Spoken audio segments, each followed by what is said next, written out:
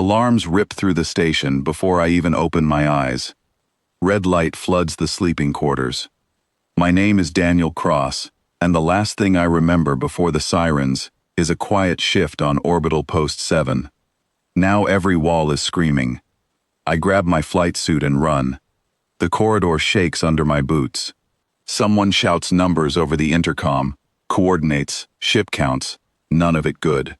I reach the launch bay and my crew chief, a woman named Grace Whitfield, throws a helmet into my hands. "Vresh ships," she says. 12 of them, maybe more coming. I have heard of the Vresh before. Everyone has. They are the kind of fleet that shows up when they think nobody will fight back. Scavengers wearing the mask of traitors. They have hit 3 other new species this decade, and the Galactic Council always looks the other way, calling it a natural test of development. A test, as if our homes are a laboratory.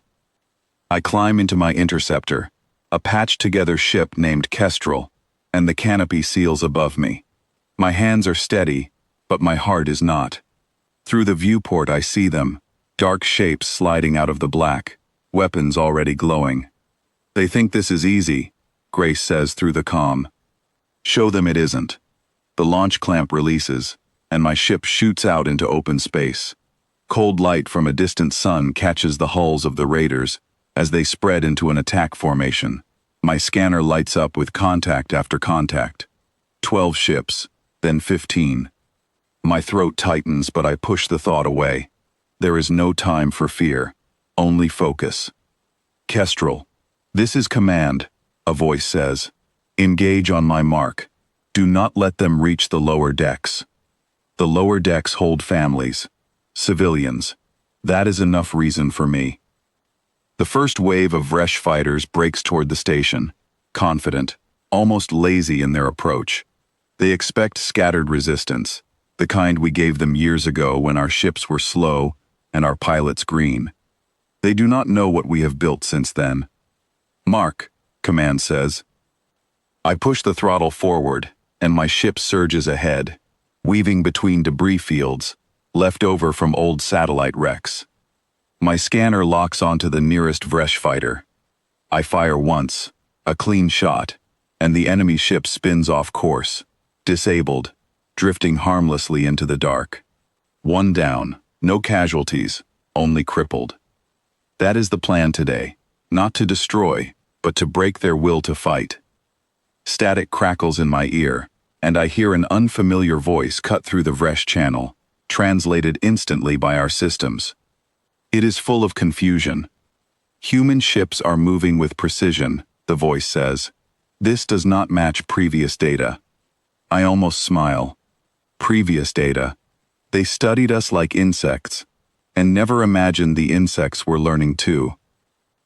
Beside me, another pilot named Olivia Marsh loops her ship around a Vresh cruiser, drawing its fire away from the station's shield generators. Her voice comes through calm and quick. "Daniel, I've got 2 on my tail. Could use a hand." I bank hard, G-force pressing me into my seat, and swing around behind the pursuing fighters. My targeting system locks, and I fire twice, disabling both engines. The ships tumble away, powerless, but intact. Olivia lets out a breath. "Nice shooting. Focus on the shield line," I tell her. They're trying to punch through to the colony deck. Below us, the Vresh cruiser presses forward, its weapons charging for a heavier strike. Command's voice returns, steady and sharp. "All units, converge on grid 4. Protect the shield generators at any cost." I turn my ship toward grid 4, engines burning bright, and for a moment, I see the whole battle laid out before me like a living map. Human fighters, smaller and faster than anything the Vresh expected, dance around their larger ships, striking engines, striking weapon systems, never striking to destroy. It is a message as much as a defense. We can end this cleanly, or we can end it completely. Their choice. A blast rocks my ship as a stray shot grazes my shield. Warning lights flash across my console. I grit my teeth and roll away, putting distance between myself and the source. My comm crackles again, this time with Grace's voice from the station. "Daniel, shield generator 2 just failed. If they get through there, they're in the colony ring." My chest tightens. That is where the families are. "On my way," I say, and push my engine past safe limits. I cut through open space, dodging fire, weaving past a piece of broken hull that once belonged to an enemy fighter. Ahead, a group of 3 Vresh ships breaks formation and dives toward the exposed section of the station. I do not think, I act. I fire a spread of disabling charges, catching the lead ship across its engine array. It spins out, drifting uselessly. The second ship veers to avoid debris and clips the third, sending both off course. It is not elegant, it is not perfect, but it works. "Generator 2 is holding," Grace says, relief clear in her voice. "Good flying." The battle stretches on, filled with sharp turns, quick decisions, and the constant hum of adrenaline in my ears. Every second demands everything I have.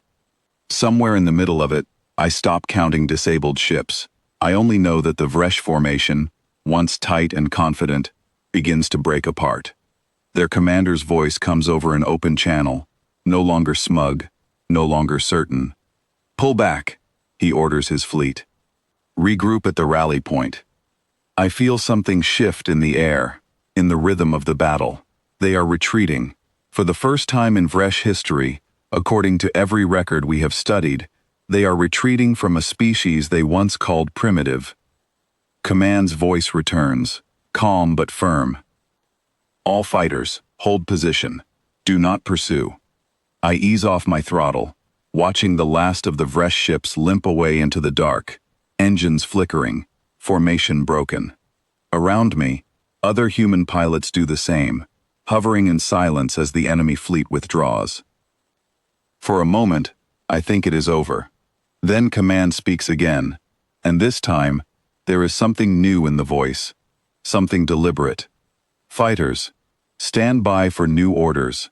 Fleet Command has authorized a strike on the Vresh rally point." My breath catches. This is not part of the old plan. We were always taught to defend, to hold the line, to never cross into open aggression. The Council watches for exactly this kind of move, ready to brand any new species as a threat if it dares to strike back. But something has changed. I feel it in the tone of the order, in the steadiness of it. Earth is done waiting to be tested. "They will not expect a counterstrike," Command continues. "We move together, disable their command ship, and send a message that cannot be ignored." I grip my controls, heart pounding, but not from fear this time. From purpose. The fleet forms up, human ships gathering into a formation tighter and more disciplined than anything the Vresh have seen from us before. We move as one, tracing the retreating enemy signal back toward a hidden staging point behind a nearby asteroid field. When we arrive, the Vresh rally point comes into view, a cluster of ships gathered around a larger vessel, their commander's ship, still repairing damage from the earlier fight. They are not ready for us. They believed the battle was over. "Target the command ship's weapons array," Command orders. "Disable, not destroy." We move in fast, cutting through their defenses before they can organize a response. I focus my scanner on the command ship's main weapon system and fire a precise strike, watching the array spark and fail. Around me, other pilots do the same to the remaining escort ships, disabling engines, weapons, and shields with practiced precision. Within minutes, the Vresh rally point falls silent, ships drifting without power, their fleet stripped of its ability to fight or flee quickly. No lives lost, no ships destroyed beyond repair, only a clear, undeniable statement. The Vresh commander's voice returns over an open channel, quieter now, almost disbelieving. "You could have destroyed us," he says. "Why show restraint?" I listen as Command answers, and the words settle into my chest like something I will remember for the rest of my life. "Because we are not here to prove we can end you," Command says. "We are here to prove you can never do this to us again." Silence follows, heavy and complete.